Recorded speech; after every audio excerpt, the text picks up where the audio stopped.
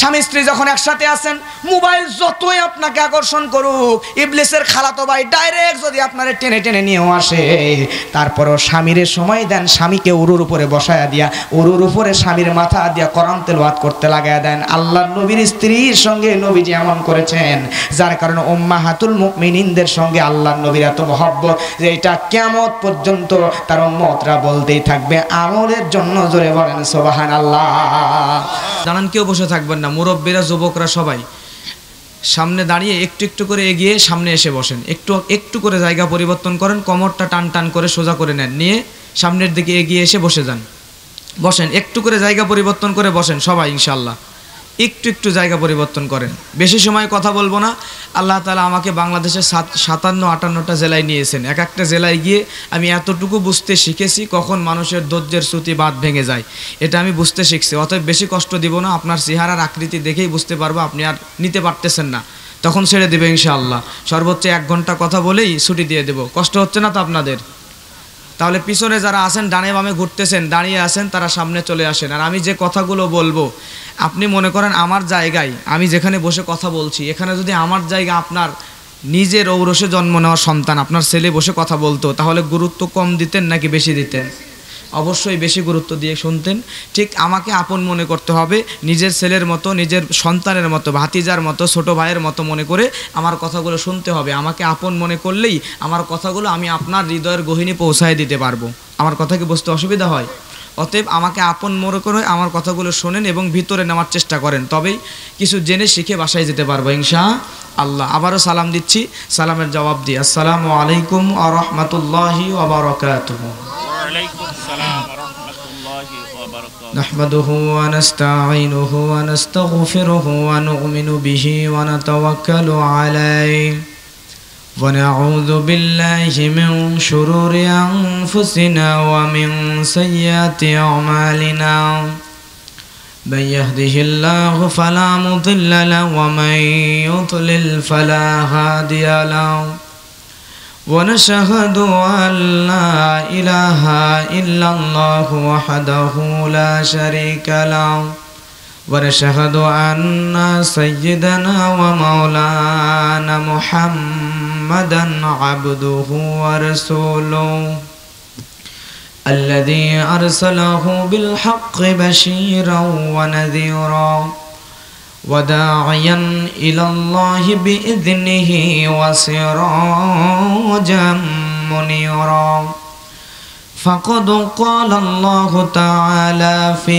كلامه المجيد والفرقانه الحميد সবাই আমার সাথে জবান ছেড়ে দিয়ে তেলাওয়াত করেন।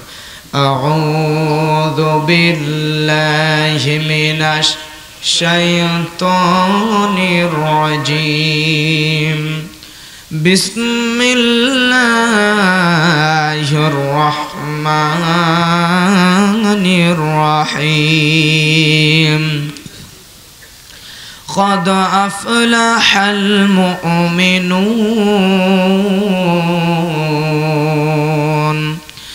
الذين هم في صلاتهم خاشعون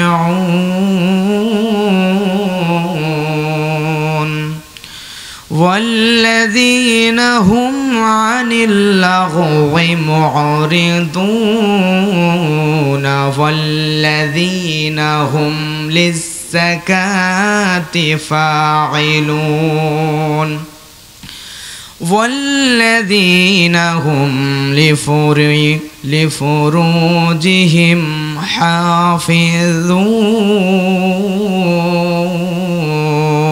حافظون إلا على أزواجهم أو ما ملكت أيمانهم فإنهم غير ملومين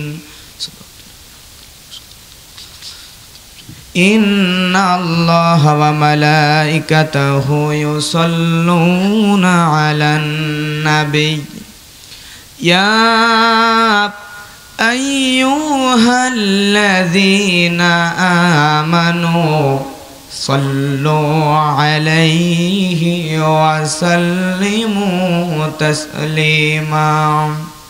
সবাই আমার সাথে নামাজের দরুদ পড়েন। আল্লাহুম্মা সাল্লি আলা মুহাম্মাদিন ওয়া আলা আলি মুহাম্মাদ কামা সাল্লাইতা আলা ইব্রাহিম ওয়া আলা আলি ইব্রাহিম ইন্নাকা হামিদুম মাজিদ।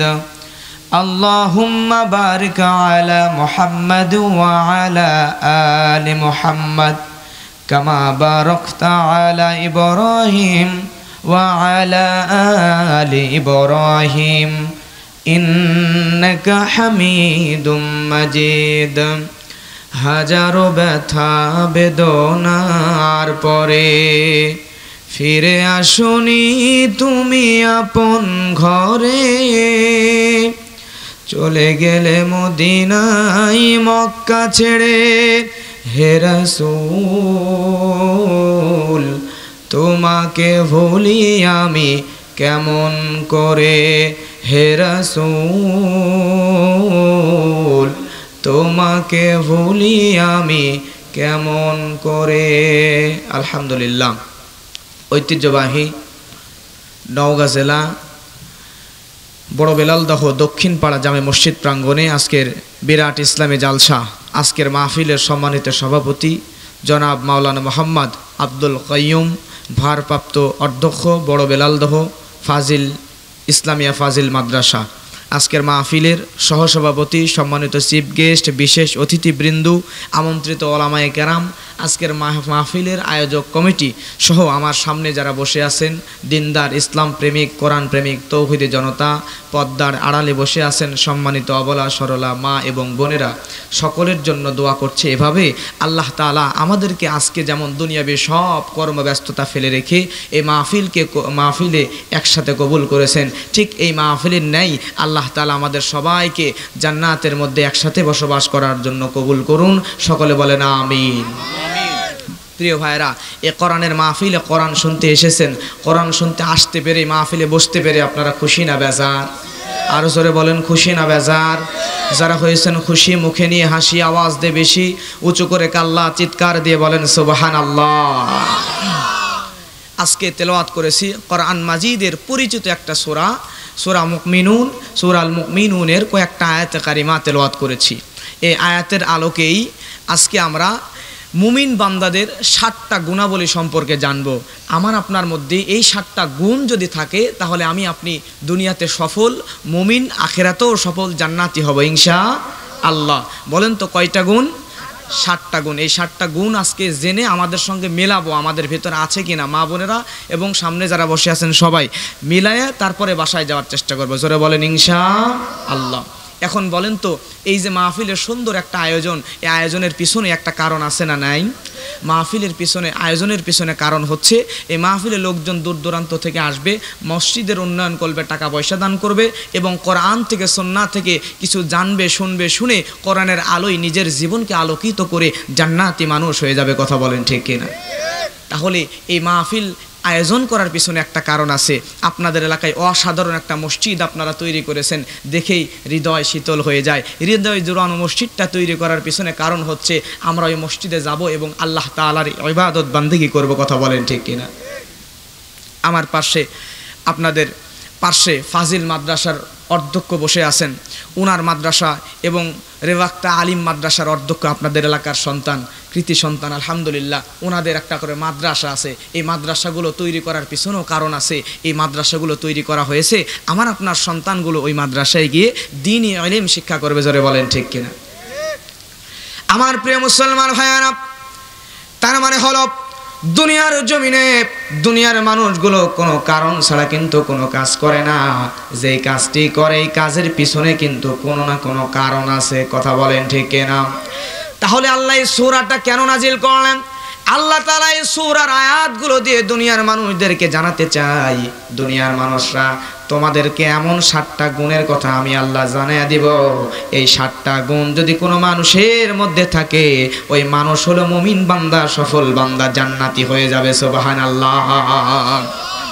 প্রিয় ভাইরা আমার, আল্লাহর নবীর প্রিয় সাহাবী হযরত ওমর রাদিয়াল্লাহু তাআলা আনহু, তাফসিরে রুহুল মাআনি থেকে বলছি, হযরত ওমর রাদিয়াল্লাহু তাআলা আনহু একদিন লক্ষ্য করে দেখেন মৌমাছির গুনগুন গুনগুন গুনগুন আওয়াজ শোনা যায়। মনে মনে ভাবলেন আশেপাশে হয়তো মৌমাছির কোনো চাকটাক আছে, হয়তো বা মৌমাছির গুনগুন আওয়াজ দেখিয়া হযরত ওমর মৌমাছির চাক খোঁজা শুরু করে দিলেন। এমন সময় লক্ষ্য করে দেখলেন কোথাও মৌমাছি নাই। আল্লাহর নবীর উপর গুনগুন গুনগুন আওয়াজে এই মুহূর্তে ওহী নাজিল হয়। সুবহানাল্লাহ। আল্লাহর নবীর উপর যখন ওহী নাজিল হয়েছে, আলেম নাসের জানেন, তখন নবীজির উপরে ঘন্টা ধ্বনির নাই ওহী নাজিল হতো। আল্লাহর নবীর উপরে গুনগুন গুনগুন আওয়াজ করে ওহী নাজিল হতো। আম্মা জান আয়েশার নবীজি এক জায়গায় হঠাৎ করে শীতের সময় আম্মা জান আয়েশা রাদিয়াল্লাহু তাআলা আনহা কম্বল মুড়ি দিয়া, কাঁথা মুড়ি দিয়া শীতের মধ্যে কাঁপতেছে। আর লক্ষ্য করে দেখেন এই কনকনে ঠান্ডার মধ্যে আমার নবীজির শরীর দিয়া দর দর দর দর করে ঘাম ধরতেছে।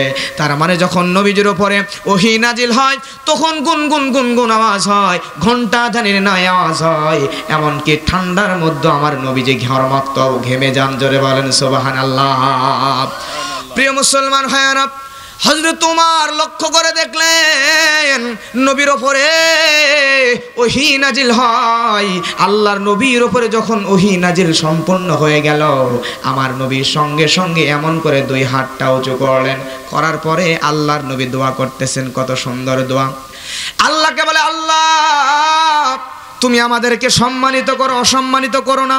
রব্বুল আলামিন তুমি আমাদেরকে বাড়ায়া দাও, কমায়া দিও না। তুমি আমাদেরকে দান করো। তুমি সব নবীর উম্মতদের থেকে উম্মতে মুহাম্মাদি আমার উম্মতদেরকে বেশি সম্মানিত করে দেন। সুবহানাল্লাহ। এই দোয়াটা করার পরে নবী আমার এই সূরা মুমিনুনের 1 থেকে শুরু করে নিয়া 11টা আয়াত তেলাওয়াত করলেন। জোরে বলেন কয়টা? 11টা আয়াত তেলাওয়াত করলেন। তেলাওয়াত করার পরে নবী আমার জানিয়ে দেয় এই 11টা আয়াতের মধ্যে আমার আল্লাহ 7টা গুণের কথা বলেছেন। এই 7টা গুণ যদি কোনো মানুষের মধ্যে, কোনো বান্দার মধ্যে থাকে, আমার আল্লাহ রব্বুল আলামিন ওই বান্দার জন্য নিশ্চিত জান্নাতের ব্যবস্থা করে দেবেন। সুবহানাল্লাহ। তার মানে আজকের এই তেলাওয়াতকৃত আয়াতগুলোর মধ্যে থেকে 7টা গুণ আমরা বের করব। এই গুণগুলো যদি আমার আপনার সঙ্গে মিলে যায়, পর্দার আড়ালের মা বোনদের সঙ্গে যদি মিলে যায়, তাহলে আমরা নিশ্চিতভাবে জান্নাতি হয়ে যাব, এতে কোনো সন্দেহ। প্রিয় ভাইয়েরা আমার, লক্ষ্য করেন আম্মা জান আয়েশার কাছে কয়েকজন সাহাবী এসে বলে, আম্মা আয়েশা আপনি একটু বলেন তো আল্লাহর নবী কেমন ছিল, আল্লাহর নবীর সম্পর্কে আপনি একটু বলেন তো।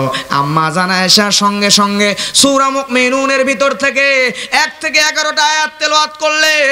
করার পরে বললেন আয়াতগুলোর মধ্যে আল্লাহ যেই গুণাবলীর কথা বলেছে, এই সবগুলো গুণাবলী আল্লাহর নবীর ভিতরে আছে। সুবহানাল্লাহ। আমার প্রিয় ভাইয়েরা, আল্লাহর নবীর মধ্যে 7টা গুণ ছিল। আমার মধ্যে, আপনার মধ্যে থাকলে আমি আপনিও জান্নাতি হয়ে যাব। তাহলে আল্লাহ তাআলা 1 নম্বর আয়াতের মধ্যে কি বলছেন দেখেন। আল্লাহ রাব্বুল আলামিন বলেন, সবাই যারা জানেন পড়েন। আল্লাহ বলেন, কদ আফলাহাল মুমিনুন।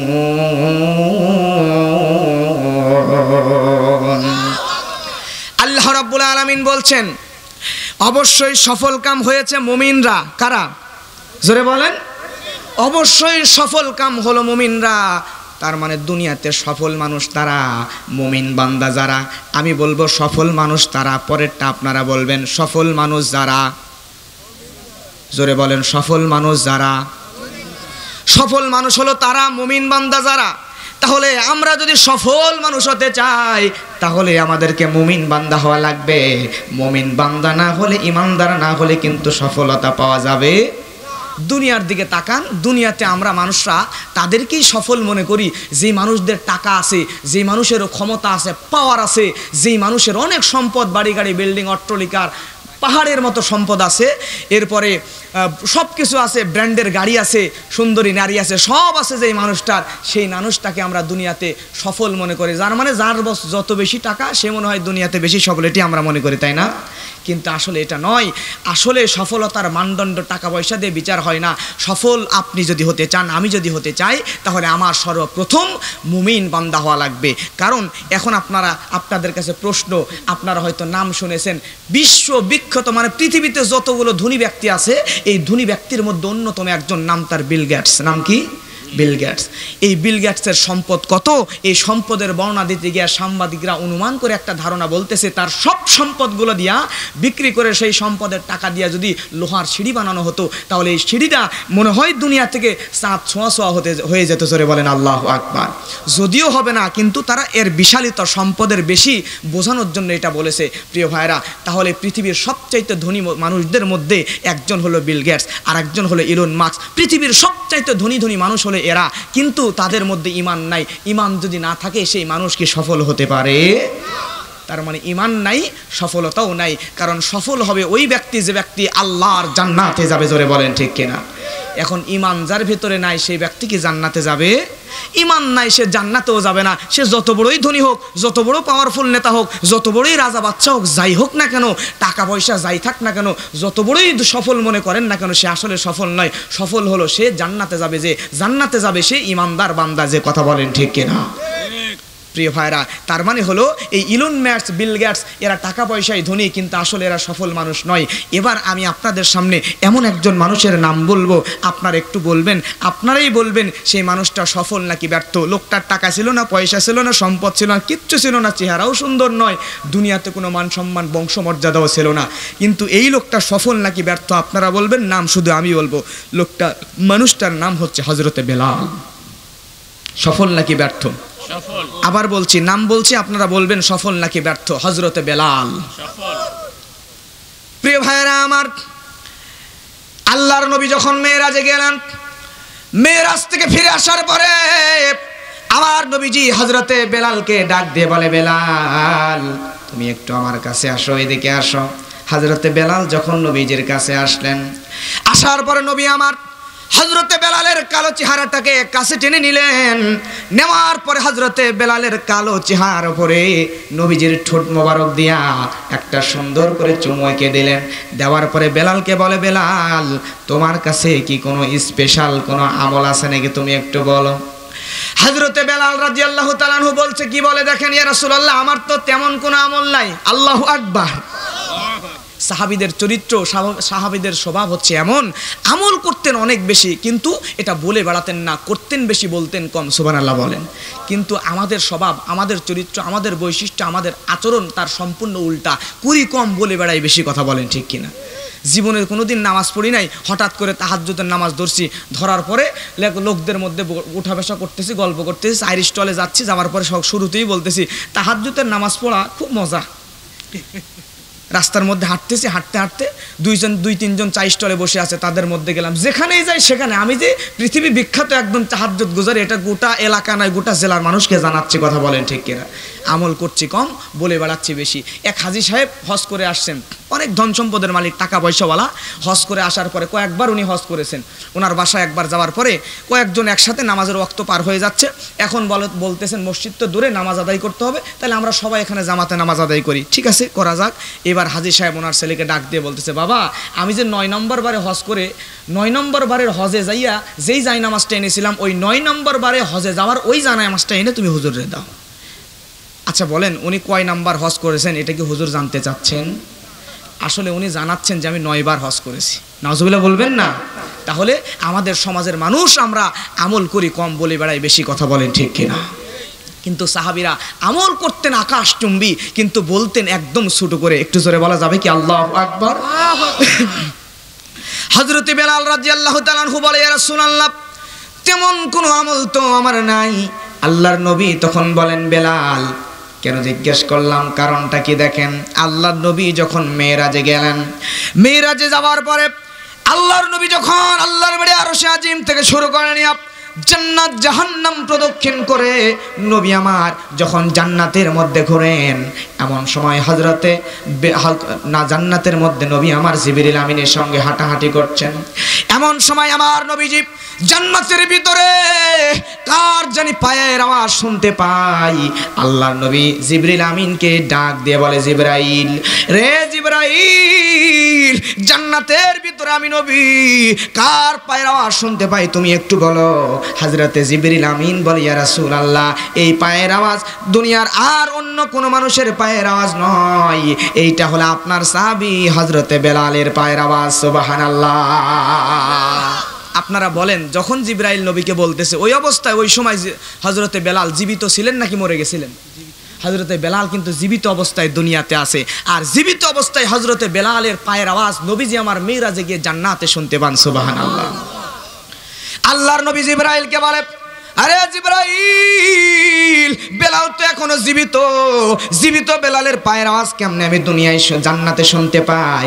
আল্লাহর নবীকে জিবরাইল বলে, ইয়া রাসূলুল্লাহ, ইয়া হাবিবাল্লাহ, রে নবী, ওই হযরতে বেলাল দুনিয়ার জমিনে এমন আমল করেছে নবী, ওই আমলের কারণে স্পেশাল কিছু আমল আছে, ওই আমল আমার আল্লাহর কাছে এত বেশি পছন্দনীয় হয়ে গিয়েছে, যার কারণে বেলাল যদিও দুনিয়াতে জীবিত, কিন্তু ওই আমলের বরকতে আল্লাহ তাআলা ওই বেলালের সুরুদ দিয়ে জান্নাতের ভিতরে, বেলালের জীবিত অবস্থায় জান্নাতে একজন ফেরেশতাকে বেলালের সুরুদ দিয়ে এখনই হাঁটাহুটা করাচ্ছেন। সুবহানাল্লাহ। আল্লাহর নবী বেলালকে বলে, বেলাল, তোমার কি স্পেশাল কোনো আমল আছে নাকি? হযরতে বেলাল ডাক দিয়ে বলে, ইয়া রাসূলুল্লাহ, তেমন কোনো আমল আমার নাই, কিন্তু ছোট্ট একটা কাজ আমি করি, সেটা হলো আমি দুনিয়াতে যখনই আমার ওযু ভেঙে যায়, ওযু ভেঙে যাওয়ার পরে সঙ্গে সঙ্গে আমি ওযু করে নিই। শুধু ওযু করেই নেই না, বরং ওযুর সঙ্গে সঙ্গে 2 রাকাত তাহিয়াতুল ওযুর নামাজ আদায় করে নিই। সুবহানাল্লাহ। একটা আমলের কারণে আল্লাহর নবী তার পায়ের আওয়াজ জান্নাতে শুনতে পেয়েছিলেন। সুবহানাল্লাহ। তাহলে বলেন তো, এই বেলাল, এই হযরতে বেলাল কি সফল মানুষ নাকি ব্যর্থ মানুষ? আরো জোরে বলেন, ব্যর্থ নাকি সফল? তার মানে দুনিয়াতে টাকা পয়সা থাকলেই, ক্ষমতা থাকলেই, পাওয়ার থাকলেই, মানুষের উপর জুলুম করতে পারলেই সফল হওয়া যায় না। আপনি যতই ধনী হন না কেন, ঈমান যদি আপনার না থাকে, তাহলে আপনি সফল ব্যক্তিত্ব হতে পারবেন? সফল হওয়ার প্রধান শর্ত হচ্ছে আপনাকে মুমিন বান্দা হওয়া লাগবে, ইমানদার বান্দা হওয়া লাগবে, বিশ্বাসী হওয়া লাগবে, নতুবা সফল হওয়া যাবে। আল্লাহর নবী মেরাজ থেকে ফিরে আসলেন। আসার পরে আবু জেহেলের সঙ্গে নবীজির দেখা। আবু জেহেল আল্লাহর নবীকে জিজ্ঞাসা করে, ও মুহাম্মদ বিন আব্দুল্লাহ, তুমি বলো, তুমি বলো, তোমার কাছে তোমার নতুন ধর্মের নতুন কোনো তথ্য আছে নাকি? তুমি আমার একটু বলো। আল্লাহর নবী তখন বলে, আমার চাচা, আমি গত রাত্রিতে মেরাজে গিয়েছিলাম, মেরাজ থেকে আমি গত রাত্রিতে ফিরে আসলাম। একই রাত্রিতে জান্নাত জাহান্নাম আরশে আজিম তো দক্ষিণ করে আমার আল্লাহ আমাকে আবার দুনিয়াতে পাঠিয়ে দিয়েছেন। এইবার আবু জেহেল্লা বলে, ও মুহাম্মদ বিন আব্দুল্লাহ, তুমি যে পাগল আর মিথ্যাবাদী, এটা প্রমাণ করার জন্য আমার কাছে কোনো ডকুমেন্ট ছিল না, কিন্তু আজকে তোমার কথাই প্রমাণ হয়ে গেল তুমি পাগল। কারণ এক রাত্রিতে কেউ জান্নাত জাহান্নাম আরশে আজিম ঘুরে ফিরে আসতে পারে না। জোরে বলেন নাউজুবিল্লাহ। নবী আমার বড়ই কষ্ট পেলেন। আবু জেহেল্লা চিন্তা করে, প্রমাণ যেহেতু পাইছি, গোটা এলাকা ঘোলা করে দিব, সব মানুষের মধ্যে বলে দিব। এজন্য আবু জেহেল্লা যখন রাস্তা দিয়ে হেঁটে যায়, সর্বপ্রথম আবু জেহেল্লার সঙ্গে দেখা হয় আল্লাহর নবীর বন্ধু হযরতে আবু বকর। আল্লাহু আকবার। হযরতে আবু বকরের সঙ্গে দেখা হওয়ার পরে আবু বকরকে ডাক দিয়ে বলে, আবু বকর, তুমি একটু বলো, তুমি কি জানো তোমার বন্ধু মুহাম্মদ বিন আব্দুল্লাহ পাগল হয়ে গিয়েছে? কেন কেন কেন কেন? আল্লাহর নবীর বিরুদ্ধে বলতে গিয়া আবু জেহেল্লা বলে, তোমার বন্ধু মুহাম্মদ যে পাগল হয়ে গিয়েছে তার প্রমাণ পেয়ে গেলাম। সে বলতেছে সে নাকি মেরাজে গিয়েছিল, একই রাত্রিতে জান্নাত জাহান্নাম আরশে আজিম ভ্রমণ করে দুনিয়াতে আসছে। এটা বলার পরে তাকে পাগল প্রমাণ করার জন্য আর কোনো প্রমাণের দরকার আছে নাকি? হযরত আবু বকর বলে, আরে আবু জেহেল্লা, তুমি যা বলতেছো সত্য নাকি? আবু জেহেল্লা ডাইরেক্ট বলে, বিশ্বাস যদি না হয় তাহলে তোমার বন্ধুকেই জিজ্ঞাসা করে দেখো। সঙ্গে সঙ্গে হযরত আবু বকর কি উত্তর দেয় দেখেন। হযরত আবু বকর বলে, আবু জেহেল্লা, তুমি শোনো, মুহাম্মদ বিন আব্দুল্লাহ যদি বলে থাকে তিনি মিরাজে গিয়েছিল, তাহলে আমি আবু বকর ওই মুহাম্মদ বিন আব্দুল্লাহর মিরাজটাকে বিশ্বাস করে নিলাম। সুবহানাল্লাহ। কারণ আমি আবু বকর কোনোদিন আল্লাহকে দেখি নাই, আমি আবু বকর কোনোদিন জান্নাত দেখি নাই, আমি আবু বকর কোনোদিন জাহান্নামও দেখি নাই। কিন্তু এই মুহাম্মদ বিন আব্দুল্লাহ যেদিন বলেছে আল্লাহ আছে, ওই দিন থেকে না দেখে আল্লাহর ইবাদত করা শুরু করে দিয়েছি। যেদিন বলেছে জান্নাত আছে, সেদিন থেকে জান্নাতে যাওয়ার জন্য ইবাদত করি। যেদিন বলেছে জাহান্নাম আছে, ওই দিন থেকে জাহান্নামের ভয় অন্তরে গেঁথে নিয়েছি। আরে আবু জেহেল শুনে না, আমি যদি মুহাম্মদ বিন আব্দুল্লাহর কথায় না দেখা আল্লাহর উপর বিশ্বাস আনতে পারি, না দেখা জান্নাত জাহান্নামের উপর বিশ্বাস আনতে পারি, তাহলে তার কথায় আমি না দেখা নবীর মেরাজটাকেও বিশ্বাস করে নিলাম। সুবহানাল্লাহ। এই হলো ঈমান, এই হলো বিশ্বাস। জোরে বলেন সুবহানাল্লাহ। তাহলে এমন ঈমান, এমন বিশ্বাস আমাদের মধ্যে আনার দরকার। জোরে বলেন আছে না নাই? আর ঈমান যদি না থাকে তাহলে আকাশ চুম্বি আমল করেও কোনো লাভ। আজকে বড়ই কষ্ট লাগে, দুঃখ লাগে, আমরা যখন অজু করি, অজু করার পরে কিছুক্ষণ পরে কিন্তু অজু অনেক সময় আমাদের ভেঙে যায়, যায় না? অজু ভেঙে গেলে আবার নতুন করে অজু বানিয়ে নিই, ঠিক না? প্রিয় ভাইরা, কষ্ট লাগে তখন। আজকে অজু ভেঙে গেলে আমরা আবার অজু তৈরি করে নিই। কিন্তু বর্তমান সময়ে এই ফিতনা ফাসাদের জামানায় অজু ভাঙার মতো করে আমাদের ঈমানও ভেঙে যায়। কথা বলেন ঠিক কিনা? অজু ভাঙার পর অজু বানিয়ে নিই, কিন্তু ঈমান যে ভেঙে গেছে, ঈমান যে ভেঙে চুরমার হয়ে গেছে, ঈমান যে নড়বড়ে হয়ে গেছে, এদিকে কারো কোনো ভ্রুক্ষেপ নাই, গুরুত্ব নাই। আমরা ওই অবস্থায় আছি। ওই যে দাদার আমলে, বাবার আমলে একবার কালেমা পড়ছে জন্মের পরে, যে দাদা মুসলমান, বাবা মুসলমান, 14 গোষ্ঠী মুসলমান, ওই ওয়ারিশ সূত্রে যেমন জমি জমা পাই, ওই ওয়ারিশ সূত্রে আমরা মুসলমানিত্ব পেয়ে মনে করছি আমরা ইমানদার। আর ইমানের যে একটা ঘোষা মাজা করা দরকার, এই দিকে আমাদের কোনো চিন্তা ভাবনা নাই। জোরে বলেন ঠিক কিনা? প্রিয় ভাইরা, ইমানটাকেও নবায়ন করতে হবে, ইমানটাকেও মজবুত করতে হবে। আর যদি ইমানই না থাকে, যতই ভালো কাজ করেন কোনো লাভ হবে না। কারণ বিশ্ববিখ্যাত একজন নারী, নাম তার মাদার তেরেসা। নাম কি? Mother Teresa. প্রিয় ভাইরা, এই মাদার তেরেসা সারাটা জীবন মানুষের ভালো কাজ করতে গিয়া বিয়ে করার পর্যন্ত সুযোগ পায় নাই। শুধু নারীদের নিয়ে, এতিম অসহায় নারীদেরকে নিয়ে গবেষণা করতে করতে, তাদের উন্নতির কথা চিন্তা করতে করতে, সমাজের মানুষদের ভালোর কথা, শিক্ষার উন্নতির কথা চিন্তা করতে করতে জীবনটাই শেষ হয়ে গেছে। সারা জীবন শুধু ভালো কাজই করেছে, কিন্তু লোকটা মুসলমান ছিল না, এই মহিলা ছিল বিধর্মী। আচ্ছা বলেন তো, বিধর্মী ঈমান নাই, সে কি জান্নাতে যাবে? প্রিয় ভাইরা, সে এত ভালো কাজ করেছে, তারপরও জান্নাতে যেতে পারবে না, কারণ তার ঈমানই নাই। কথা বলেন ঠিক কিনা? এজন্য জান্নাতে যাওয়ার পূর্ব শর্ত হলো আপনাকে আমাকে ঈমানদার হওয়া লাগবে, মুমিন হওয়া লাগবে। তবেই আল্লাহ বলছেন কদ আফলাহাল মুমিনুন। আল্লাহ বলছেন তবেই তুমি মুমিন বান্দা, তবেই তুমি জান্নাতি বান্দা হতে পারবে। কথা বলেন ঠিক কিনা? প্রিয় ভাইরা আমার, তাহলে লক্ষ্য করেন, আল্লাহর নবীর সাহাবী বারা বিন আযিব রাদিয়াল্লাহু তাআলা আনহু, তিনি বর্ণনা করছেন আল্লাহর নবী একদিন লৌহ কাপড় পরে, লৌহ পোশাক পরে জিহাদে যাওয়ার জন্য রেডি হয়ে আছেন, মাত্র ঘর থেকে বের হবে।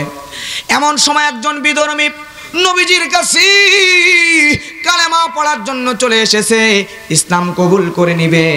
আল্লাহর নবীর কাছে এসে দেখে নবীজি আমার লৌহ পোশাক পরে রেডি, জিহাদের দামামা বেজে গেছে, জিহাদের দামামা বেজে গেছে। নবী আমার জিহাদে যাওয়ার জন্য রেডি, নবী আমার বের হয়ে যাবেন। এমন সময় আল্লাহর নবীর কাছে ওই বিধর্মী এসেছে, এসে দেখে সে কিন্তু আসছে কালেমা পড়ার জন্য। কি পড়ার জন্য? কালেমা পড়ার জন্য। আসার পরে দেখে নবী আমার জিহাদের জন্য লৌহ পোশাক পরে রেডি, নবীর হাতে একটু সময় নাই, এক্ষুনি বের হয়ে যাওয়া লাগবে। এই পরিস্থিতি দেখার পরে বিধর্মী বলতেছে, ইয়া রাসূলুল্লাহ, ইয়া হাবিবাল্লাহ, আপনি একটু বলেন তো, আমি তো আসছিলাম ইসলাম কবুল করার জন্য, কিন্তু আপনার হাতে তো একদম সময় নাই, জিহাদে চলে যাচ্ছেন, তাহলে আপনি বলেন তো আমি এখন আগে ইসলাম কবুল করব নাকি আপনার সঙ্গে যে জিহাদে শরীক হয়ে যাব? আল্লাহর নবী তখন বললেন বিধর্মীকে, আগে তোমাকে ঈমান আনয়ন করা লাগবে, আগে কালেমা পড়ে মুসলমান হয়ে যাওয়া লাগবে, তারপরে তুমি আমার সঙ্গে জিহাদে যাবা। আর ঈমান না থাকলে যতই ভালো কাজ করো না কেন, তুমি জান্নাতি হতে পারবে না। কথা বলেন ঠিক কিনা? ঈমান আগে আনয়ন করা লাগবে। লোকটা কালেমা পড়ে নিল, কালেমা পড়ে নেওয়ার পরে এই লোকটা ইসলাম কবুল করে নেওয়ার পরে আল্লাহর নবীর সঙ্গে জিহাদের ময়দানে চলে গেল। যুদ্ধ চলছে, ভয়ানক যুদ্ধ। যুদ্ধর ময়দানে যুদ্ধ করতে করতে লোকটা জিহাদের ময়দানে শহীদ হয়ে গেল। একটু আগেই কালেমা পড়ে নবীর কাছে মুসলমান হয়েছিল, লোকটা কিছুক্ষণ পরে যুদ্ধে গিয়া সেখানে শহীদ হয়ে পড়ে আছে। আল্লাহর নবী আবার সাহাবীদেরকে বললেন, সাহাবীরা লাশগুলো একত্রিত করো। নবী আমার ওই লোকটাকে দেখার পরে আল্লাহর নবী বলতেছেন, এই লোকটার খুব বেশি একটা আমল করার ভাগ্যে জোটে নাই। লোকটার তো বেশি আমল করার ভাগ্যে জোটে নাই, কারণ মাত্র ইসলাম কবুল করে প্রথম জিহাদে এসে শহীদ হয়ে গেছে। কিন্তু আল্লাহ রব্বুল আলামিন এই লোকটার কম আমলেও জান্নাতের ভিতরে ঢুকায়া দিবেন। সুবহানাল্লাহ। তার আমল যদিও কম, কিন্তু ভিতরে ঈমান আছে। কথা বলেন ঠিক কিনা? ঈমান আনয়ন করে তারপরে জিহাদে গিয়েছে। এখান থেকে বোঝা যায়, আমার আপনার যদি আমল কম হয়, ঈমান যদি মজবুত হয়, ঈমান যদি মরপড়ে না হয়, তাহলে কম আমলেও জান্নাতে যাওয়া সম্ভব। কথা বলেন ঠিক কিনা? আমল কম হলেও ঈমানকে মজবুত রাখতে হবে। ঈমানের মধ্যে শিরক বিদআতের বিষ বাষ্প ঢোকানো যাবে না। আমি বলি, আপনি যদি জান্নাতে যেতে চান তাহলে আপনাকে দুইটা কাজ করতে হবে। এক নাম্বার, শিরক মুক্ত ঈমান। জোরে বলেন, শিরক মুক্ত ঈমান আর বিদআত মুক্ত আমল, এই দুইটা করবেন। শিরক মুক্ত ঈমান আর বিদআত মুক্ত আমল যদি আপনি করতে পারি, তাহলে অবশ্যই আল্লাহ তাআলা আমাকে আপনাকে জান্নাতে দিয়ে দিবেন। সুবহানাল্লাহ।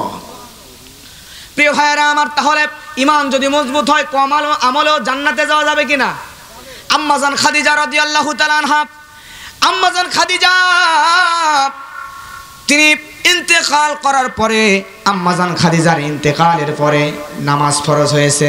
বুঝেন ভালো করে, আম্মাজান খাদিজা কিন্তু জীবদ্দশায়, জীবিত অবস্থায় ফরজ নামাজ পায় নাই।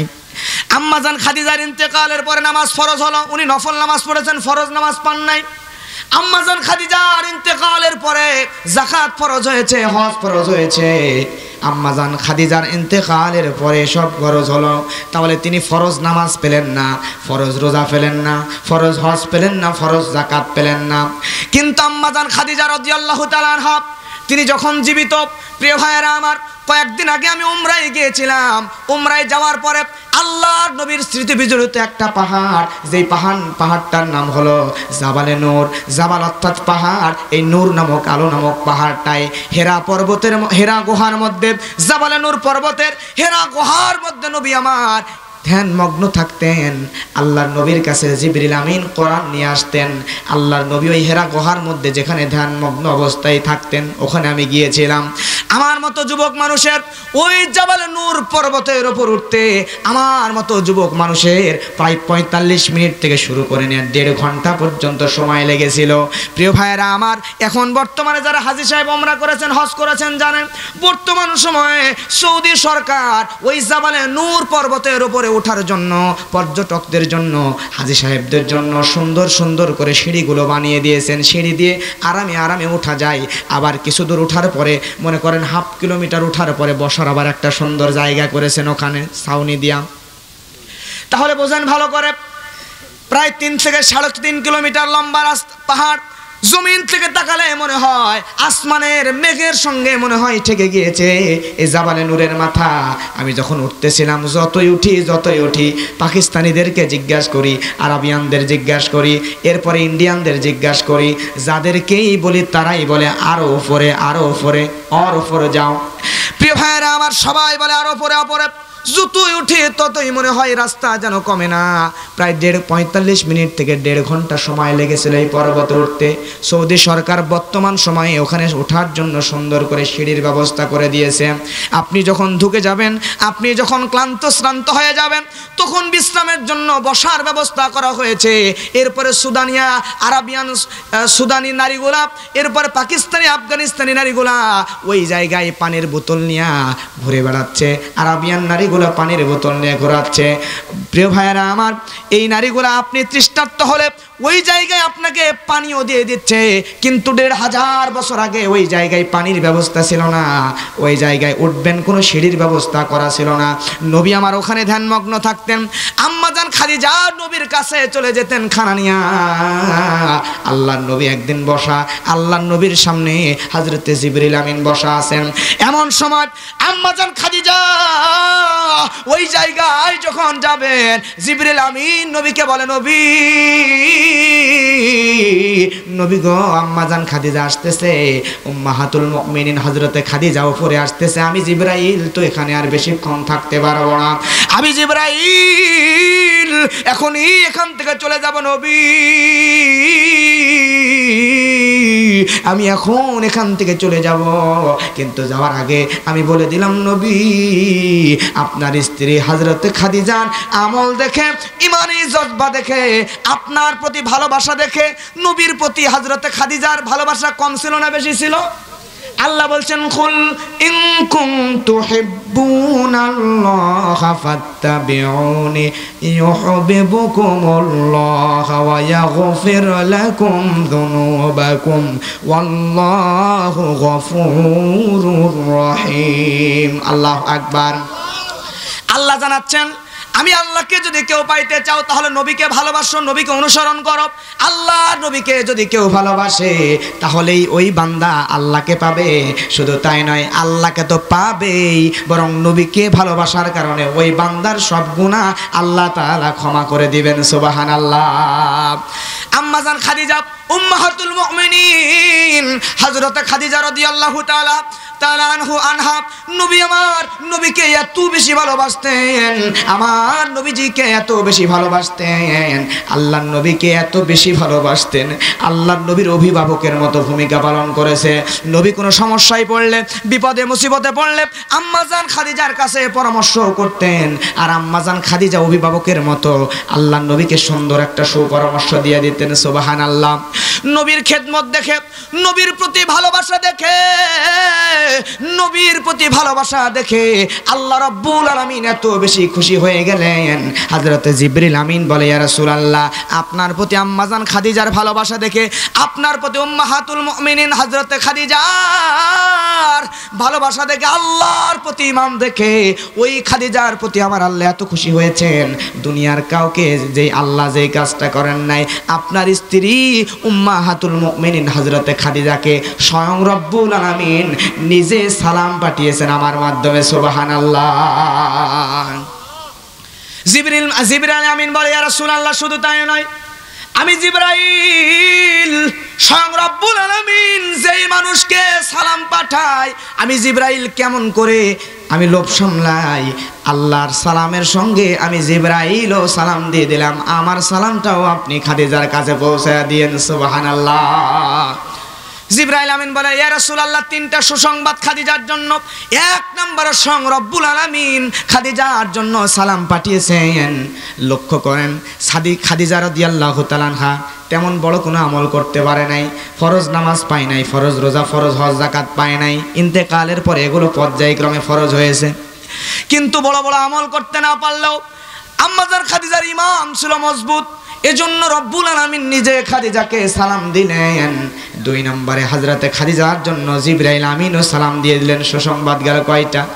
আল্লাহ নবীকে বলে, ইয়া রাসূলুল্লাহ, ইয়া রাসূলুল্লাহ, ইয়া হাবিবাল্লাহ। তিন নম্বরে সুসংবাদ হলো, আম্মাজান খাদিজাকে, হযরতে খাদিজাকে আপনি বলে দিবেন, ওই খাদিজার জন্য আমার আল্লাহ জান্নাতের ভিতরে একটা ঘর বানিয়ে দিয়েছেন। সুবহানাল্লাহ। তাহলে প্রিয় ভাইরা আমার, আমি বলি, আমল যদি কম হয়, তারপরেও ঈমান যদি আপনার ভিতরে মজবুত অবস্থায় থাকে, তাহলে কম আমলেও আল্লাহ আপনাকে জান্নাত দিতে পারে। আর ঈমানই যদি নড়বড়ে হয়, তাহলে জান্নাত কোশমিন কালেও যাওয়া সম্ভব নয়। কথা বলেন ঠিক কিনা? পাহাড় সমপরিমাণ আমল করেছিল আব্দুল্লাহ বিন উবাই। কি নাম? আব্দুল্লাহ বিন উবাই। পাহাড় সমপরিমাণ আমল করেছে, নবীজির সঙ্গে থেকেছে, সাহাবীদের সঙ্গে থেকেছে। আব্দুল্লাহ বিন উবাই এত বেশি আমল করেছে, হজ করেছে, যাকাত দিয়েছে, আল্লাহর নবীর সাহচর্য পেয়েছে। এত বেশি আমল করার পরেও এই আব্দুল্লাহ বিন উবাই শুধুমাত্র মুনাফিকের কারণে, ঈমানটা মজবুত না হওয়ার কারণে সে কিন্তু মুনাফিক, জান্নাতে তো যাবেই না, জাহান্নামেও যাবে। আল্লাহ বলেন, ইন্নাল মুনাফিকিনা ফিদ দারকিল আসফালি মিনান নার। আল্লাহু আকবার। জাহান্নামে তো শুধু যাবে, জাহান্নামের সর্বনিম্ন স্তরে আল্লাহ তারে ঢুকায়া দিবেন। সুবহানাল্লাহু আকবার। তাহলে প্রিয় ভাইয়েরা আমার, আপনার যদি পাহাড় সম পরিমাণে আমল থাকে আর যদি ঈমান না থাকে, তাহলে ওই আমলের কিন্তু ওই আমল দিয়া আমার আপনার কোনো কাজে আসবে। তাহলে এক নাম্বার আয়াত বলছিলাম, আল্লাহ বলছেন কদ, বলেন না, বলেন সবাই, কদ আফলাহাল মুমিনুন।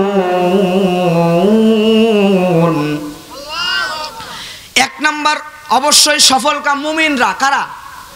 তাহলে তারাই হলো সফল কাম, যারা মুমিনরা তারাই হলো সফল, দুনিয়াতেও সফল, পরকালেও সফল, জান্নাত পেয়ে সফল।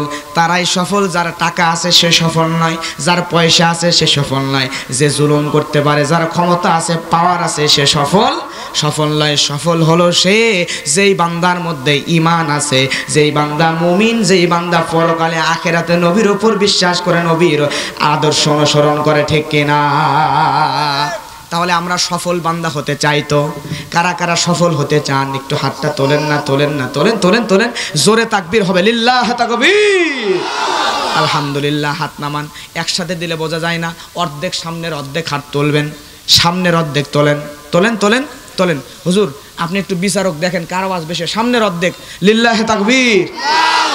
আচ্ছা নামান, উনি বিচারক, রায় দেবেন। এবার পিছনের অর্ধেক তোলেন, তোলেন, লিল্লাহ তাকবীর। হুজুর ফার্স্ট কোনটা বলেন তো? সামনের গুলা। এই যে উনি বিচক্ষণ একজন জ্ঞানী মানুষ, রায় দিয়ে দিছে। প্রিয় ভাইরা, তাহলে পিছনের গুলার ব্যাটারি ডাউন হয়ে গেছে নাকি? এত ধীরে আওয়াজ কেন? ও চুপ করে বসে আছেন এজন্য নাকি? আমি তো বেশি ওয়াজ করবো না, যে 11:52 আর 8 মিনিট আছে, এই ওয়াজ শেষ করতে গেলে আর 4-5 ঘন্টা লাগবে, তাও শেষ হবে না।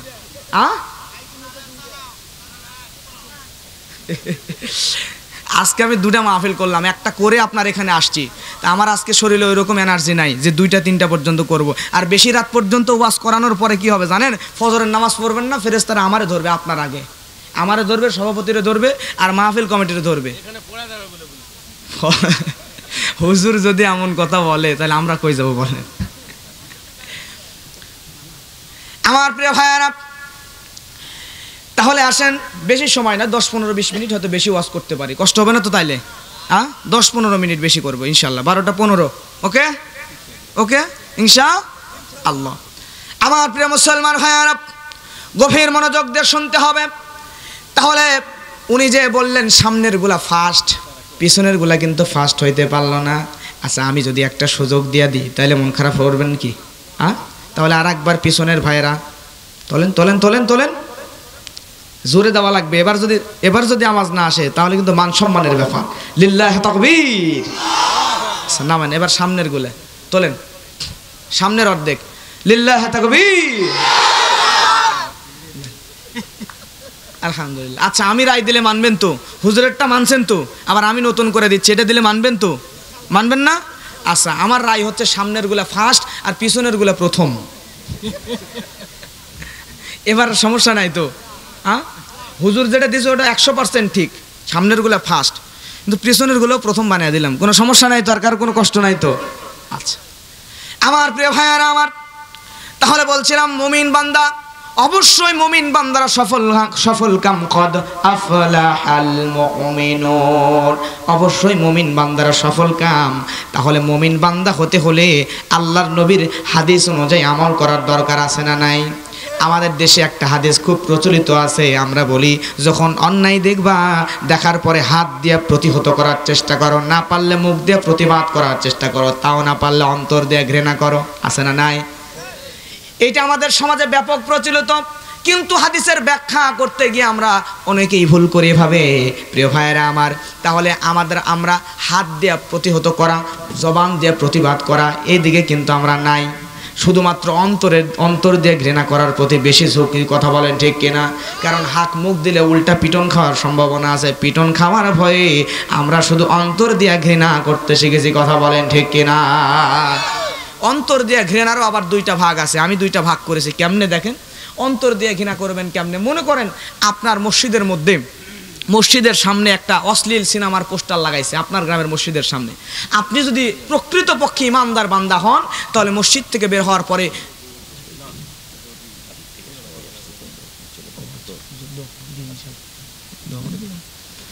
প্রিয় ভাইয়েরা, তাহলে লক্ষ্য করে দেখেন, বলছিলাম মসজিদের সামনে মনে করেন একটা পোস্টার লাগানো, কি পোস্টার? সিনেমার অশ্লীল পোস্টার। এটা আপনি দেখেছেন। যদি প্রকৃতপক্ষে মুমিন বান্দা হন, সফল কাম বান্দা যদি আপনি হতে চান, তাহলে আপনাকে করা লাগবে কি? ইমানের জজবা নিয়ে ওই পোস্টারটা ধইরা টম দিয়ে ছিঁড়ে ফেলতে হবে। জোরে বলেন ঠিক কিনা?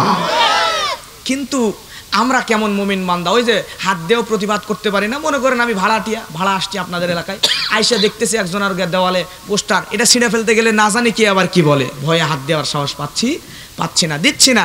আশা বাদ দিলাম। মনে করেন আমাদের সমাজের মধ্যে দুই রকম, ওই যে অন্তর দিয়ে ঘৃণাটাকেও দুই রকম বানাইছে। কেমনে অন্তর দিয়ে ঘৃণা করে দেখেন, আমরা কেমনে করে। মনে করেন আপনার বাসার সামনে একটা অশ্লীল সিনেমার পোস্টার লাগাইছে, আপনি এসে বাসায় ঢোকার সময় দেখতেছেন রে আমার বাসার সামনে অশ্লীল সিনেমার পোস্টার, সি থু, কে এই পোস্টার এখানে লাগালো, একদম ভালো কাজ করেনি বলে আপনি বাড়ির মধ্যে চলে গেলেন। বাড়ির মধ্যে যাওয়ার পরে আবার যখন বাড়ি থেকে বের হচ্ছেন আবার পোস্টারের দিকে তাকে বলছে সি থু, এই পোস্টার কে লাগালো এই জায়গা, অশ্লীল পোস্টার, একদম ভুল কাজ করেছে, এটাকে আমি একদম ঘৃণা করি বলে আপনি চলে যাচ্ছেন। আবার আসার সময় আবার দেখতেছেন, বলছেন সি থু, এই অশ্লীল পোস্টার কেন লাগালো, এটা একদম ভালো করেনি। এটা হচ্ছে আমাদের অন্তরের প্রতিবাদ বর্তমানে, জোরে বলেন ঠিক কিনা? কিন্তু মুমিন বান্দা হলে খালি সি থু বলে অন্তর দিয়ে ঘৃণা করলে হবে না। ইমানি জজবানিয়া হযরত আবু বকরের মতো, ওমরের মতো, হযরত আলীর মতো গজরে উঠতে হবে। ওই সিনেমার পোস্টার সহ অশ্লীল নোংরা বেহায়াপনাকে সমাজ থেকে টম দিয়ে ছেড়ে ফেলতে হবে, জোরে বলেন ঠিক কিনা? আমার প্রিয় মুসলমান ভাইয়েরা, তাহলে এক নম্বরে আল্লাহ রাব্বুল আলামিন বলছেন কদ আফলাহাল মুমিনুন, অবশ্যই সফল কাম হলো মুমিন বান্দা তারা সফল যারা। তাহলে সফল হতে হলে মুমিন বান্দা হওয়া লাগবে। এবার আসেন আপনাদেরকে আমি 7টা গুণের কথা বলবো। কয়টা? 7টা গুণ। এই 7টা গুণ আমার মধ্যে, আপনার মধ্যে, মায়েদের মধ্যে আছে নাকি জেনেই তারপরে বাসায় চলে যাবো ইনশাআল্লাহ। গুণ নাম্বার 1 কত? আল্লাহ রাব্বুল আলামিন বলেন আল্লাযীনা হুম ফি সালাতিহিম খাশিউন। আল্লাহ রাব্বুল আলামিন জানাচ্ছেন মুমিন বান্দা হলো তারা। গুণ নাম্বার 1 কত?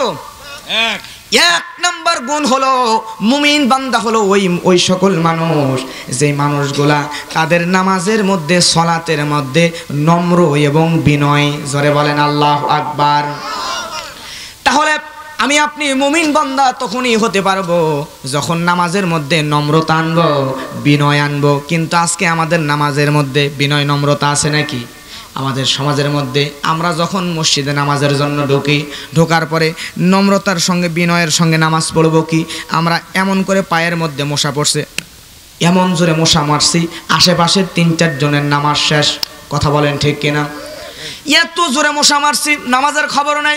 নামাজের মধ্যে, মসজিদের মধ্যে ঢুকলাম, ঢোকার পরে নামাজে আল্লাহু আকবার বললাম, বলার পরে নম্রতা বিনয় তো দূরের কথা, আমরা বুক ফুলিয়ে বিশাল কিছু মুরব্বী এমনও আছে মসজিদের মধ্যে ঢুকে নামাজ তো দূরের কথা, আগেই মসজিদের ওপরে তাকায় ফ্যান গনে। জোরে বলেন ঠিক কিনা? আমার প্রিয় ভাইয়েরা, তাহলে মসজিদের মধ্যে ঢুকে ফ্যান গনতেছি, তাইলে কি আমরা মুমিন বান্দা হতে পারলাম নাকি? ও দুনিয়ার মুসলমান, নবীর সাহাবীরা কেমন নামাজ পড়তো?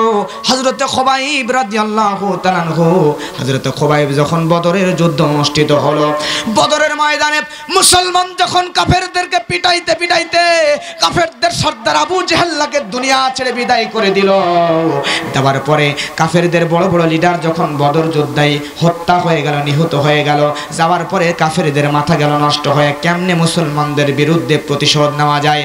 মুসলমান নবীর উম্মত, মুসলমান নবীর সাহাবী হযরত খুবাইবকে বন্দী করা হলো। বন্দী করার পরে ঘরের মধ্যে এক জায়গায় রেখে দেওয়া হলো। রেখে দেওয়ার পরে খুবাইবের খানা বন্ধ করে দেওয়া হলো। হযরত খুবাইবকে খাবারও দেয় না, পানিও দেয় না, কিচ্ছু দেয় না। কয়েকদিন ঘরের মধ্যে বন্দী। ওই বাড়ির মধ্যে একটা মেয়ে ছিল, মেয়েটার নাম হলো জাইমা। নাম কি? জাইমা। চিন্তা করে আমার আব্বা তো খুবাইব নামক লোকটারে বন্দি করে রেখেছে। এই খুবাইব সে তো খানাও দেয় না, পানিও দেয় না, কয়েকদিন হয়ে গেল তাকে হত্যা করবে। আজকে তো সে বেঁচে আছে নাকি অসুস্থ হয়ে গেছে নাকি মারা গেছে একটু দেখি। জাইমা বলে আমি জানালা দিয়ে লক্ষ্য করে দেখলাম ওই খুবাইবের ঘরের মধ্যে খানা বন্ধ, পানি বন্ধ, তারপর অলৌকিকভাবে কে যেন খুবাইবের ঘরের মধ্যে সোপা আঙ্গুরগুলো, দোপা আঙ্গুরগুলো ওই খুবাইবের ঘরের মধ্যে তার সামনে রেখে দিয়েছে।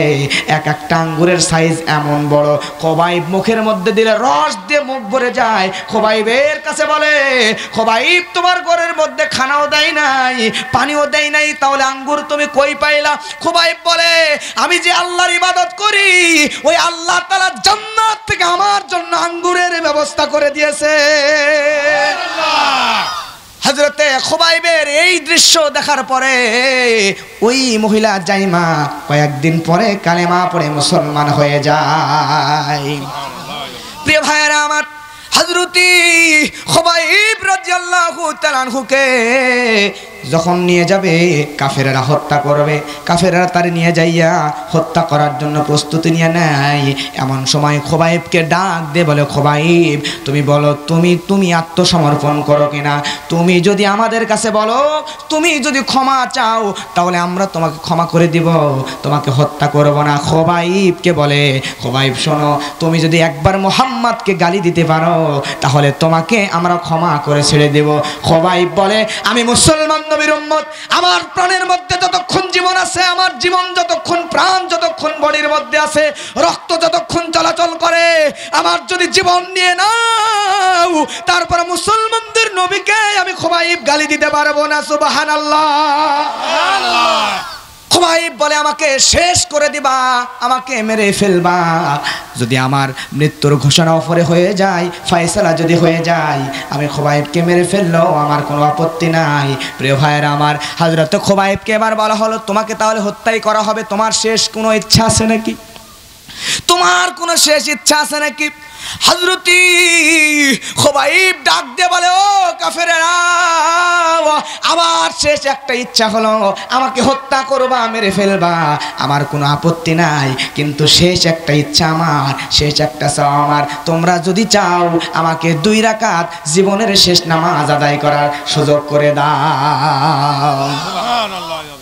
কাফেররা তাকায়া দেখে খুবাইব নামাজে দাঁড়াইছে, জীবনের শেষ নামাজ। কত বিনয়ের সঙ্গে, কত নম্রতার সঙ্গে আল্লাহু আকবার বলে যেই না নামাজে দাঁড়িয়েছে, নামাজে দাঁড়ানোর পরে ওই কাফেররা তার নামাজ দেখে মুগ্ধ হয়ে গিয়েছে। খুবাইব নামাজ পড়ল বিনয়ের সঙ্গে, নম্রতার সঙ্গে, জীবনের শেষ নামাজ, কিন্তু সময় বেশি নিল না। কাফেররা বলে, খুবাইব তুমি তো জীবনের শেষ নামাজ পড়লা, একটু পরেই তো তোমাকে শুলে চড়ানো হবে, হত্যা করা হবে, তুমি একটুখানি সময় যদি বেশি নিতা, তাহলে তোমার তো জীবনে একটুখানি সময় তুমি দুনিয়াতে বেশি পেয়ে যেতা, তাহলে এত তাড়াতাড়ি কেন তুমি নামাজ শেষ করলা? খুবাইব বলে, কাফেরেরা শোন, আমি খুবাইব যদি আজকে নামাজের মধ্যে বেশি সময় নিয়ে নিতাম, তাহলে তোরা মনে করতি আমি মনে হয় জীবন বাঁচানোর ভয়ে নামাজের মধ্যে বেশি দেরি করেছি। না না না, আমি খুবাইব মুসলমান নবীর উম্মত, মুসলমান নবীর স্বামী উম্মত, মুসলমান নবীর সাহাবী, আমি মুসলমান নবীর সাহাবী বলতেছি, মুসলমানেরা কখনো প্রাণের ভয় করে না, জীবন দিয়ে দেবে, তারপরে ঈমান দেবে না, ঠিক কিনা? এই খুবাইব ওই যে শেষ 2 রাকাত নামাজ পড়েছিল, এই শেষ 2 রাকাত নামাজের দৃশ্য কাফেরেরা হা করে চাতক পাখির মতো চেয়ে চেয়ে দেখেছে। আহারে, কোন প্রভুর ইবাদত করে, কোন মালিকের ইবাদত করতেছে, এত সুন্দর বিনয়ের সঙ্গে নামাজ পড়া জীবনে কখনো তো এর আগে আমরা দেখি নাই। প্রিয় ভাইয়েরা আমার, শুধু তাই নয়, এই খুবাইবের নামাজের দৃশ্য দেখার পরই আল্লাহর নবীর আরেকজন সাহাবী, সে আগে কাফের ছিল, সাইদ ইবনে আমের আল জুমাহি, খুবাইবের নামাজের দৃশ্য দেখে কালেমা পড়ে মুসলমান হয়ে গিয়েছে। তাহলে তাদের নামাজ কত বিনয়ের সঙ্গে ছিল, তাদের নামাজের মধ্যে কতটা আল্লাহর প্রতি ভালোবাসা ছিল। আর আমাদের নামাজের মধ্যে মশা মারি, নামাজের মধ্যে ফ্যান গড়ি, নামাজে আল্লাহু আকবার বলে আলহামদুলিল্লাহি রাব্বিল আলামিন মনে মনে বলি, মুখে মুখে বলি, আর মনে মনে চিন্তা করি, আমার বউ তো আজকে বাজার থেকে বাজার করতে বলেছিল, বউ কি কিনতে বলেছে, সোয়াবিনের তেল নাকি সরষের তেল? ঠিক না? ঠিক না? ঠিক। বলছি আলহামদুলিল্লাহি রাব্বিল আলামিন। আর পুরুষদের তুলনায় মহিলাদের এই সমস্যাটা বেশি। অনেকেই প্রশ্ন করে, হুজুর এই চিন্তা আসে, এই চিন্তা আসে, এগুলো চিন্তা আসে। তাহলে আমি বলি, দুনিয়ার পিছনে যারা পাগলের মতো দৌড়ায়, এই রঙিন দুনিয়া, এই চাকচিক্যময় মেহমানখানা, রঙিন দুনিয়া নামক মেহমানখানা আল্লাহ আমাকে পাঠিয়েছেন। আমি যদি এই দুনিয়া নামক মেহমানখানায় আইসা আমার আসল বাড়ির জান্নাতকে ভুলে যাই, তাহলে তো দুনিয়ার ভাবনা চিন্তা বেশি আসাই স্বাভাবিক। কথা বলেন ঠিক কিনা? পরকালের কথা বেশি বেশি ভাববেন, তাহলেই দেখবেন আপনার ভিতর থেকে সব রকম দুনিয়াবী চিন্তা ভাবনাগুলো দূর করে দিবেন। জোরে বলেন কে? প্রিয় ভাইয়েরা আমার, তাহলে বলছিলাম, আল্লাহ বলছেন মুমিনদের কয় নাম্বার গুণ? এক নাম্বার গুণ আল্লাহ বলেন আল্লাযীনা হুম ফি সালাতিহিম খাশিউন। আল্লাহ তাআলা বলছেন এক নাম্বার গুণ হলো যারা নামাজের মধ্যে বিনয়ী এবং নম্র। তাহলে আমি আপনি যদি মুমিন বান্দা হই তাহলে নামাজের মধ্যে বিনয়ী নম্র হওয়ার দরকার আছে না নাই? তাহলে এক নাম্বার নামাজের মধ্যে বিনয় আনতে হবে। মায়েরা কান লাগান, কান খুলে শোনেন। ও যুবক ভাইরা, ও মুরব্বী, জীবনে বহু ভুল করে ফেলেছি, আসেন আসেন আসেন আমার আসল জায়গায় জান্নাতে যাওয়ার পাথেও খুঁজে নেই। জীবনে তো বহু ভুল করে ফেললাম, আসেন না আসেন জান্নাতের দিকে যাওয়ার ব্যবস্থা করি। জান্নাতে যাওয়ার জন্য নামাজে মনোযোগিতা অবশ্যই আনতে হবে। তাহলে এক নাম্বার গুণ মুমিন বান্দা হতে হলে নামাজের মধ্যে বিনয়ী হওয়া লাগবে, নম্র হওয়া লাগবে। রাজি আছেন তো আপনারা? কারা কারা রাজি আছেন হাত তুলেন দুইটা, জোরে চিৎকার দিয়ে তাকবীর দিতে হবে লিল্লাহ তাকবীর। হাত নামান, আল্লাহ মুমিন বান্দা হিসাবে কবুল করে নাও, জোরে বলেন আমিন। দুই নম্বর আয়াতে আল্লাহ রাব্বুল আলামিন বলছেন ওয়াল্লাযীনা হুম আনিল লাগুই মুরিদুন।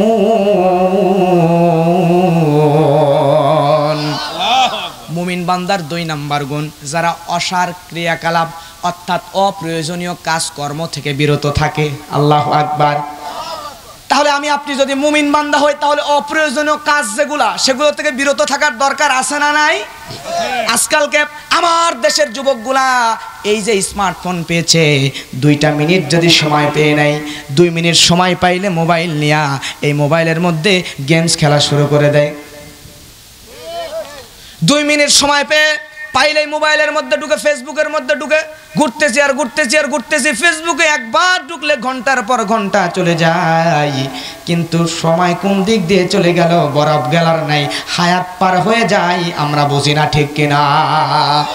তাহলে একটুখানি সময় পাইলে ওই সময়টাই পড়েন সুবহানাল্লাহ আলহামদুলিল্লাহ লা ইলাহা আজরে সুবহানাল্লাহ আলহামদুলিল্লাহ লা ইলাহা।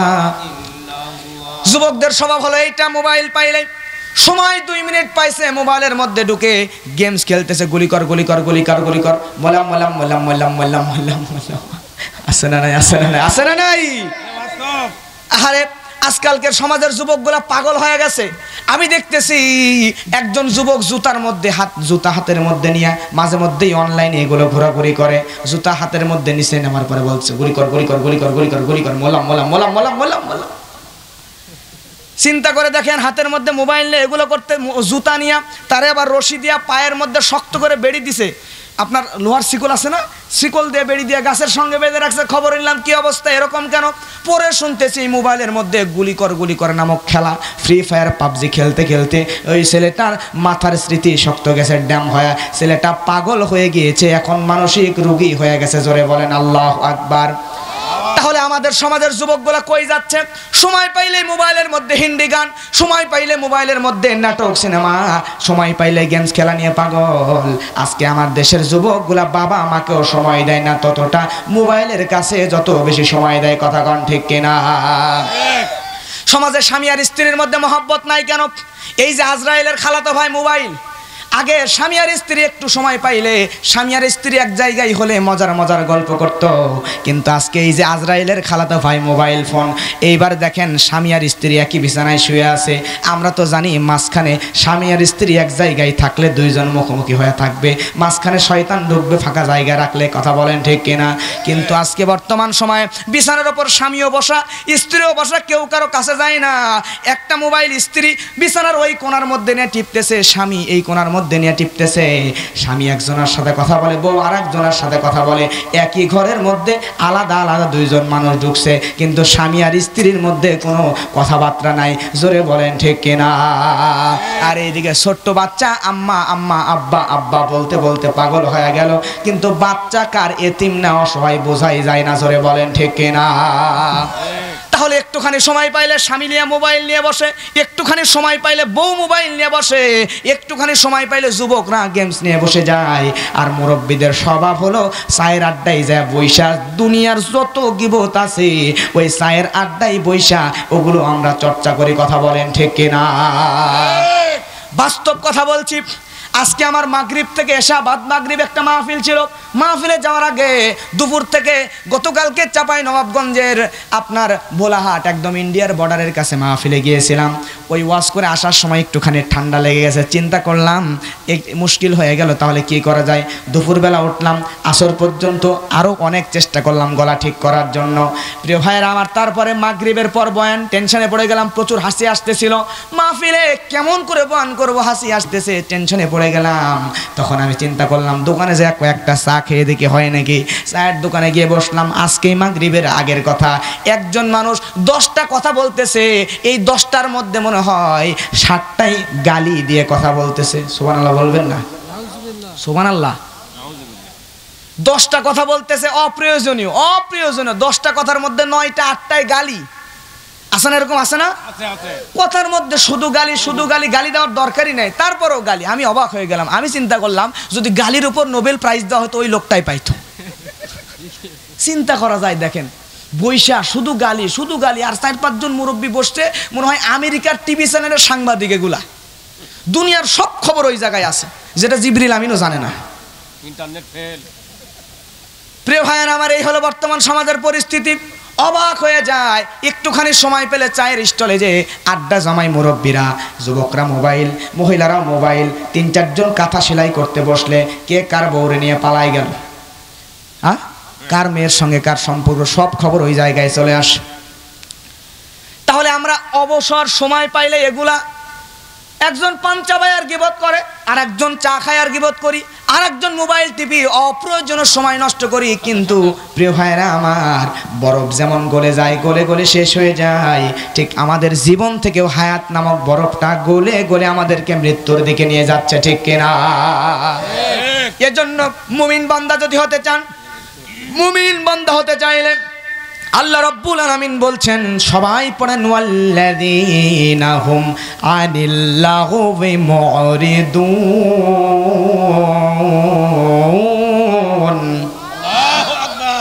তাহলে মুমিন বান্দা যদি হতে চান, তাহলে 2 নম্বর গুণ হলো, মুমিন বান্দা যারা হতে চাইবে তারা অপ্রয়োজনীয় অসার কার্যকলাপ থেকে নিজেকে গুটিয়ে রাখবে, বিরত রাখবে। পারবেন তো ইনশাআল্লাহ? অপ্রয়োজনীয় কার্যকলাপ থেকে নিজেকে গুটিয়ে রাখতে হবে। প্রিয় ভাইয়েরা আমার, ও কোরআন পাগল মুসলমান, ও বড় বেলাল দহের কোরআন পাগল তৌহিদি জনতা, আজকে আমরা এই মাহফিল থেকে শপথ করে যাব, এই 7টা গুণ আমাদের মধ্যে যাতে চলে আসে চেষ্টা করব, শপথ করে যাব, চেষ্টা করব ইনশাআল্লাহ। তাহলে 2 নম্বর মুমিনের গুণ, অপ্রয়োজনীয় সময় নষ্ট করব না। চায়ের দোকানে অপ্রয়োজনীয় ভাবে যে অযথা গল্প করব না। যুবক ভাই, একটুখানি সময় পেয়েছো, তোমার কাছে স্মার্টফোন আছে, স্মার্টফোনের মধ্যে বিভিন্ন ধরনের ইসলামিক ইতিহাস পাওয়া যায়, বের করে করে পড়ো, নতুন নতুন নলেজ তৈরি হবে। যত গেমস খেলবা তোমার মস্তিষ্ক তত পাগলের মতো হয়ে যাবে, দুনিয়ার জমিনে তোমার মনের মধ্যে প্রশান্তি আসবে না, ঠিক কিনা?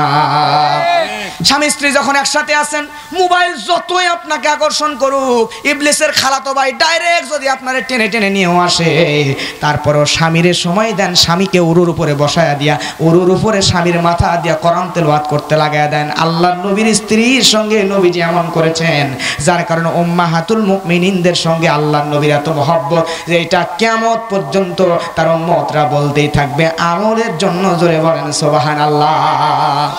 তাহলে সময় পাইলে মায়েরা স্বামীরে সময় দেন, স্বামীরা মায়েদেরকে সময় দেন।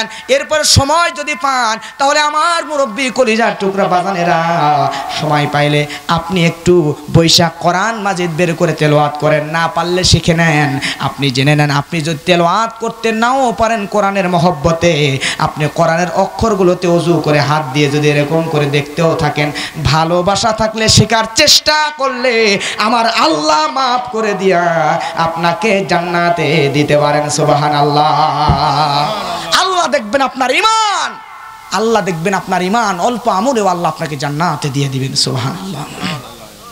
প্রিয় ভাইয়েরা আমার, তাহলে মুরব্বীরা করবেন কি, সময় পাইলেই এই যে কোরআন বের করবেন, সময় পাইলে সুবহানাল্লাহ, আলহামদুলিল্লাহ, আল্লাহু আকবার, লা ইলাহা ইল্লাল্লাহ, আস্তাগফিরুল্লাহ, আস্তাগফিরুল্লাহ বলেন না, আস্তাগফিরুল্লাহ, আস্তাগফিরুল্লাহ, আস্তাগফিরুল্লাহ, আস্তাগফিরুল্লাহ। সময় যখনই পাবেন এগুলো পড়বেন ইনশাআল্লাহ। 1টা সেকেন্ডও সময় বাজে নষ্ট করব, এক সেকেন্ড সময় বাজে নষ্ট করব না, যখনই সময় পাবো তখনই কোরআন নতুবা জিকিরের নতুবা ভালো কিছু জানবো। আমরা ছোটরা বাবা মাকে সময় দেব, মোবাইলকে না দিয়ে। কথা বলেন ঠিক কিনা? ইনশাআল্লাহ। এক নাম্বার কি বলছিলাম? এক নাম্বার গুণ নম্র বিনয়ের সঙ্গে নামাজ আদায় করা। আর 2 নাম্বার গুণ কি? 2 নাম্বার অপ্রয়োজনীয় কার্যকলাপ থেকে দূরে থাকা। তাহলে মুমিন বান্দা হলে এই 2টা গুণ আমাদের মধ্যে আনতে হবে।